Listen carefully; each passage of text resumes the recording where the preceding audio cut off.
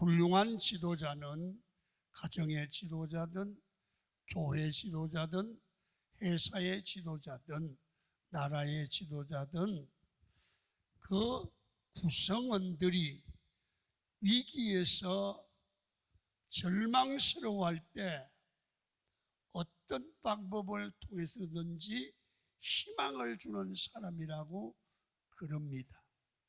환경이 어려워서 모두가 실망하고 자포자기하고 있을 때 그들에게 희망을 주는 지도자가 능력 있는 지도자다. 그래서 지도자는 희망을 제공하는 자다, 그런 얘기를 합니다. 어떤 지도자든 그 지도자가 아무리 기술이 좋아도 그 소속 단체의 사람들에게 절망을 주거나 상처를 주면 이미 지도자로서의 위치를 상실하는 겁니다. 희망의 가치를 알고 희망을 주는 사람이 훌륭한 지도자다, 그 말입니다. 여러분, 우리의 삶에서 때로는 우리가 하나님 앞에 불순종할 때 하나님은 때로 고난 속으로 끌고 가서 우리가 고통을 당하면서 깨닫습니다. 내가 주의 말씀대로 못 살았구나, 하나님의 뜻대로 못 살았구나를 고난을 통과하면서 깨닫게 되고 고치게 되죠. 그래서 결국은 그 고난을 통과하고 나면 하나님의 백성의 위치를, 믿음의 위치를 회복하고 돌아오게 되는 줄로 믿습니다. 여러분, 성도가 지금 당하는 고난이 이스라엘 백성의 애굽의 고난, 바벨론의 고난이라는 것입니다. 그래서 고난을 통해서 죄악을 버리고 거룩한 백성으로 살도록 만드신 겁니다. 이게 하나님의 일하시는 방법이라면 예수 믿는 사람들의 시각은 고난 중에도 나와 함께 하시는 하나님을 바라보고 절망 아니라 소망을 가져야 된다는 거예요. 우리는 포로로 끌려가면 영원히 망한다고 생각을 하기 쉬운데요, 망하지 않습니다. 거기에서 깨닫게 합니다. 고난을 통하면서 깨닫고 고치고 변화되어서 하나님의 복받을 백성으로 회복이 되면 하나님이 돌아오게 한다는 겁니다. 오늘 그 메시지를 예레미야가 우리에게 전하고 있습니다. 다시 돌아온다는 소망을 어떻게 오늘 본문에서 표현을 하느냐 하면 아나돗의 밭을 산 얘기를 통해서 말씀합니다. 예레미야가 감옥에 갇혀 있습니다.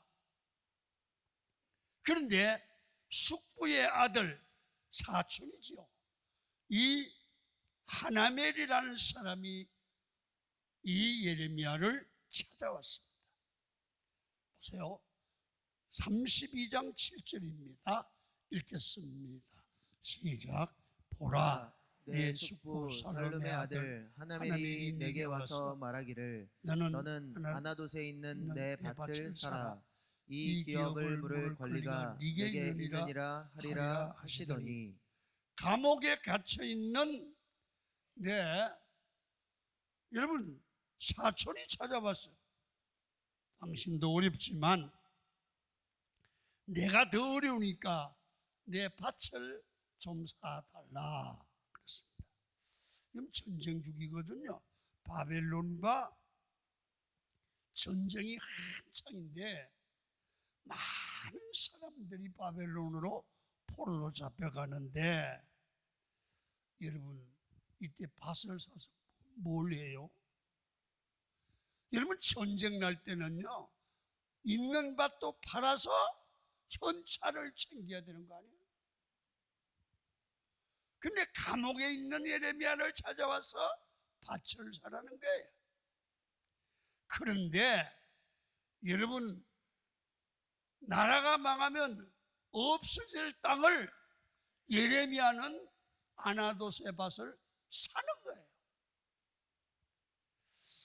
여러분, 이 말은 무슨 말입니까? 예레미야는 땅을 파는 하나멜보다하고 예레미야는 똑같은 유대인이지만 생각의 차이가 있는 거예요.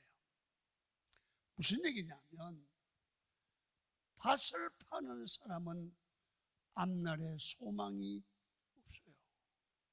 근데 예레미야는 지금 바벨론으로 포로로 가지만 결국 하나님이 말씀을 주셨는데, 봐요, 나라는 망하지 않고 이스라엘은 회복이 된다고 하는 소망을 마음에 갖고 있었어요.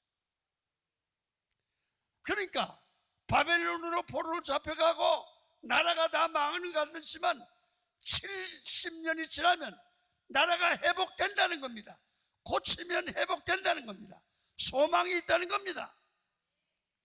여러분, 그래서 소망이 있는 사람과 없는 사람은 생각이 다르고 말이 다른 거예요. 여러분, 흔히 예레미야는 눈물의 선지자 그렇게 말하지 않습니까? 예레미야는 눈물의 선지자가 아니라 희망의 선지자입니다. 예레미야는 나라가 망하는 것을 보고 안타까워 모든 사람이 울었지만 예레미야의 본질의 눈물은 희망을 주는 눈물입니다. 그의 메시지는 절망이 아니라 희망이었습니다. 하나님을 믿는 사람은 어떤 경우도 절망하면 안 될 줄로 믿습니다. 예수 믿는 사람은 합력하여 선을 이룹니다. 희망입니다. 소망인 줄로 믿습니다. 믿는 자에겐 소망이 있는 줄 믿습니까? 여러분, 지금 이 교회 나오실 때 어떤 절망적인 상황, 어려움의 문제에 있어서 아이고 어떡하나, 괜찮습니다. 조금만 더 기도하라고 거라는 겁니다. 합력하여 선을 이룰 줄 믿으시기를 축원합니다. 자, 예레미야는 나라가 망하는 상황에서 어떻게 아나돗의 밭을 살 수 있었습니까? 그 이유가 있잖아요. 첫째는 하나님의 말씀을 믿었기 때문입니다. 환경을 보지 않고 하나님이 주신 말씀을 들으니까 나라가 회복되는 거야. 나라가 망하지 않는 거야. 반드시 하나님이 하신 약속의 말씀은 이루어진다는 걸 믿었어요. 여러분, 이 말씀이 능력이에요. 잘 봐요. 그런 일 많으시잖아요. 한 주간 동안 세상에서 사업도 하고 세상에서 사람들을 만나고 거래도 하고 하다 보면 마음이 많이 상하고 때로는 절망이 될 때도 있잖아요. 그래서 어떡하나 그러시고 교회 오면 말씀이 우리에게 힘을 줄 때가 있죠. 이게 하나님이 내 문제를 해결하는 그런 말씀입니다. 예배 때마다 저 말씀은 하나님이 내게 주는 말씀이라고 돌려지는 귀가 열리기를 축원합니다. 말씀이 들려야 되거든요. 여러분, 환경이 어렵고 이해가 되지 않아도 말씀을 믿고 그 말씀대로 소망을 가지셔야 됩니다. 성도는 어떤 행동이든 결정할 때는 말씀이 기준이 되셔야 합니다. 언제나 때가 어려우면 제일 많이 퍼지는 것이 유언비어지요. 사람이 살다 보면 이 소리 저 소리 잡소리가 많이 들려옵니다. 여러분 이렇게 해야 된다, 저렇게 해야 된다, 저 사람은 틀렸다, 이 사람이 옳다, 내 말이 옳다. 여러분 시대가 어려울수록 그런 소리에 휘말려 다니지 마십시오. 여러분 사람의 소리, 방송의 소리, 세상의 소리에 귀를 기울이지 말고 생명의 말씀인 하나님의 말씀을 들으셔야, 거기 돌려야, 그게 내 인생의 길이 되어야 산다는 것입니다. 지금 예레미야는 예레미야 시대 때에도 얼마나 많은 말들이 있었겠습니까? 이 전쟁통에는 애굽으로 가야 산다, 바벨론으로 가야 산다, 중립을 지켜야 산다, 여러 가지 소리가 있었지만 어떤 것도 사람의 소리는 해결책이 되지 않습니다. 오직 하나님의 말씀만이 온전한 해결책이 될 수 있는 겁니다. 혼란한 시대에 사람들의 의견이 분분할 때는 하나님의 말씀이 정답인 줄 믿습니다. 오늘 32장 6절을 봅니다. 시작. 예레미야가 이르되 여호와의 말씀이 내게 임하였느니라. 말씀이 답입니다. 말씀대로 가면 반드시 승리할 줄로 믿습니다. 하나님의 백성들이 언제 존귀하게 됩니까? 세상에서 말하는 뉴스와 하나님의 말씀이 다를 때가 하나님의 말씀이 대로 순종하는 자가 승리할 때라는 겁니다. 대부분의 사람들이 세상의 뉴스를 따라갈 때 하나님의 복받을 백성은 뉴스를 따라가지 말고 여론을 따라가지 말고 말씀 따라가면 사는 길이 열리고 하나님이 책임질 줄 믿습니다. 우리가 이 혼란하고 어려운 시대에 말씀을 따라가야 됩니다.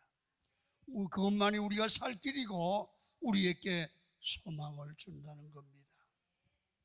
세상 사람들이 다 가는데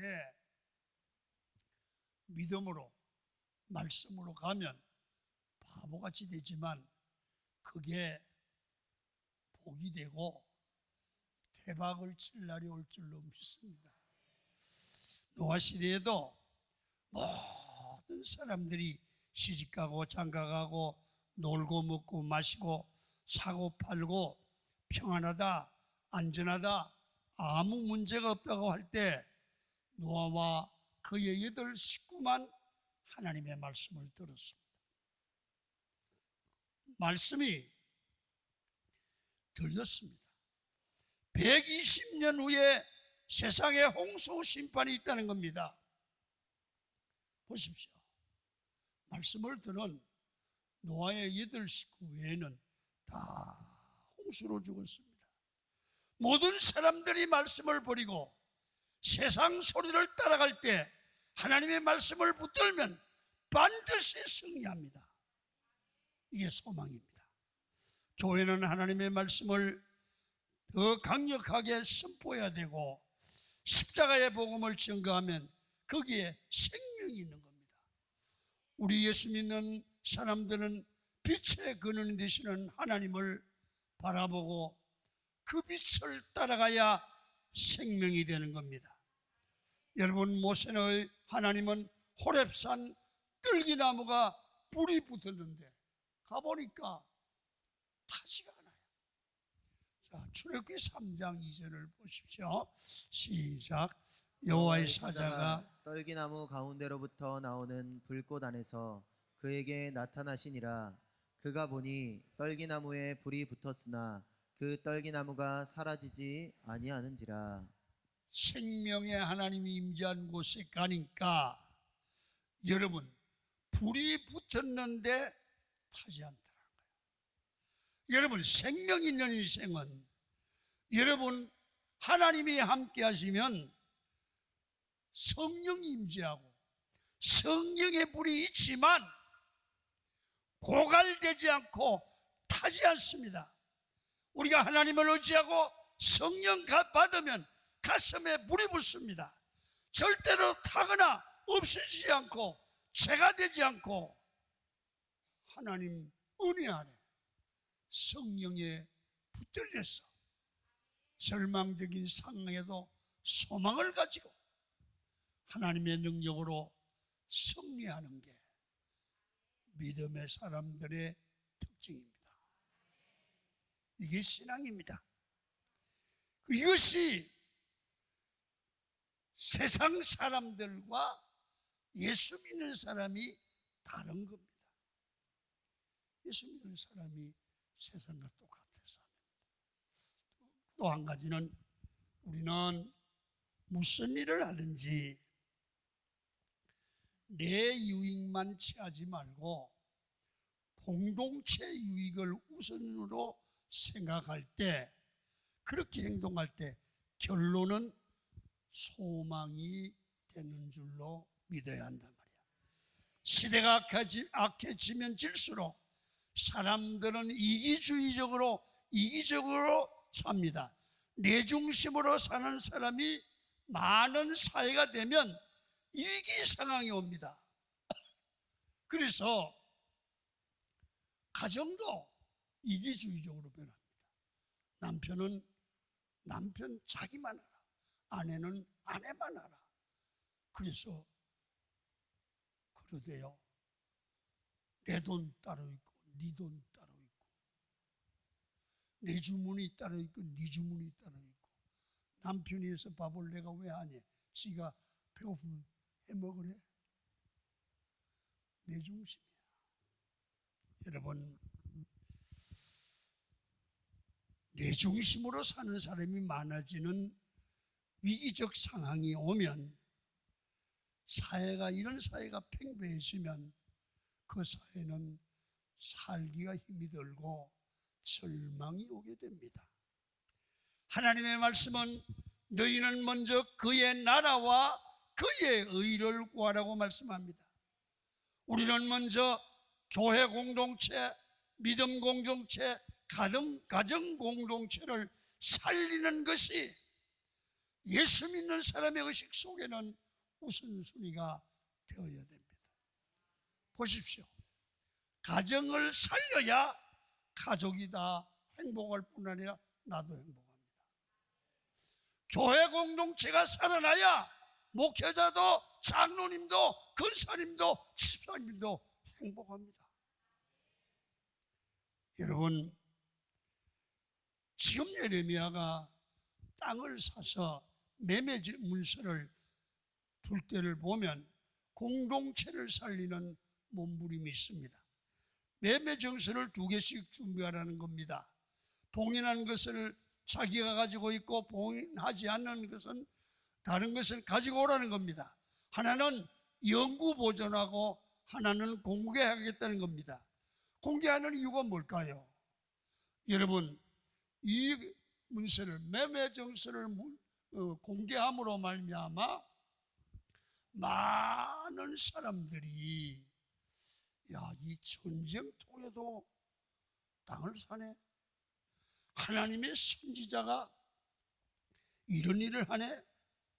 여러분, 그러면서 희망을 잃지 않고 내가 왜 아나돗의 밭을 샀는지 백성들에게 널리 알렸어.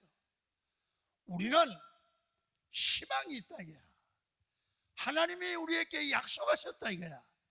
지금은 포로로 잡혀가지만 하나님은 이 민족을 다시 돌이켜 살려내고 나라를 회복할 날이 온다. 다시 말하면 절망이 아니라 소망이다. 공동체가 절망을 가질 때는 혼란을 가져옵니다. 그러나 어느 단체나 희망이 있으면 어떤 어려움도 이겨냅니다. 환자들이요, 의사가 이러는 거야. 아유, 아주머니 암인데요 3개월밖에 못 살았어요. 이러면 3개월 안에 죽어요. 병으로도 죽지만 절망해서 죽어요. 근데 이러면 3개월 안에 죽을 것 같아도 괜찮아요. 왜 죽긴 죽어요? 생명은 하나님이 주관하는데 이러면 안 죽어요? 왜? 육체적인 어떤 질병보다 더 무서운 질병이 절망감이에요. 절망감이에요. 여러분 기억하세요. 우리 예수 믿는 사람에게는 희망이 있습니다. 여러분 반드시 우리는 하나님이 나와 함께 계시고 하나님이 나를 버리지 않는 한 나는 망하지 않고 절망하지 않고 소망이 있다는 겁니다. 여러분 예레미야가 공동체에 자기 믿음의 근거를 용기 있게 전달했습니다. 그렇습니다. 말씀을 정리합니다. 우리는 어려움을 안 당할 수가 없죠. 어려움을 당할 때 우리 삶의 소망의 길이 어디에 있습니까? 어디서 찾아야 됩니까? 주 안에 있습니다. 하나님께 있습니다. 절망할 때는 하나님의 말씀을 들어야 삽니다. 인생의 길을 바로 가야 됩니다. 여러분 아프리카의 선교사가 여행을 가는데 아프리카 밀림 지역에 가이드를 사서 목적지로 가는 겁니다. 근데 이 가이드가 밀림을 가는데 어디로 가는지 그냥 길도 없습니다. 그래서 가이드에게 돈만 뺏기고 이 가다가 죽는 거 아닌가 그런 생각이 들어갔죠. 그래서 가이드에게 선교사님이 물었어요. 길을 알고 가시는 겁니까? 그러니까 가이드가 알죠. 지도가 있습니까? 밀림에 무슨 지도가 있습니까? 그러면 어떻게 할 겁니까? 어디로 가는 겁니까? 어떤 방향으로 가는 겁니까? 그랬더니 이 사람이 이렇게 말했습니다. 걱정하지 마세요. 내가 길이에요. 가이드가 그 산의 내용을 다 안다는 겁니다. 내가 길이라는 거야. 나를 따라오면 된다는 거예요. 여러분 선교사는 모르지만 그 가이드는 그 밀림 속에 어떤 나무가 있고 길을 하게 한다는 거죠. 그러니까 길이 없어도 자기가 길이라는 거야. 여러분 우리 인생에 예수님도 우리 인생 모든 문제를 설명하면서 이렇게 말합니다. 내가 곧 길이다. 내가 진리다. 내가 생명이다. 예수님이 우리 인생의 길이고 진리고 생명이고 소망입니다. 그걸 지금 만천하에 알리고 있는 것입니다. 우리의 미래는 예측하거나 맞추는 게 아닙니다. 확실한 것은 예수님을 따라가면 길이 보이고 삶의 소망이 넘치게 되는 것입니다. 정글에는 길이 안 보이지만 가이드만 따라가면 길이 생기듯이 이 세상을 길이 안 보이지만 예수님이 길이기에 우리 믿는 사람은 주님 따라가면 길이 보일 줄로 믿습니다. 지금 예레미야가 선포하는 메시지가 그것입니다. 하나님이 우리의 길이 되시고 소망이 된다. 우리는 예수 안에 있는 인생의 소망이 있는 것을 오늘 말씀을 통해서 분명히 하시기를 바랍니다. 어떻게 할지 모르겠다. 예수 안에 있습니다. 기도하면 됩니다. 예수님께 응답받으면 될 줄로 믿습니다. 그래서 생명의 말씀을 떠나는 인생은 망합니다. 바른 생명의 길을 알지 못하면 방황합니다. 지금 세상이 너무 힘들어서 모두 절망하고 있지만 이 어려울 때는 하나님 안에서 주시는 약속을 붙들고 주님을 바라보고 따라가면 그게 소망입니다. 그게 영생입니다. 그게 승리인 줄 믿으시기를 축원합니다.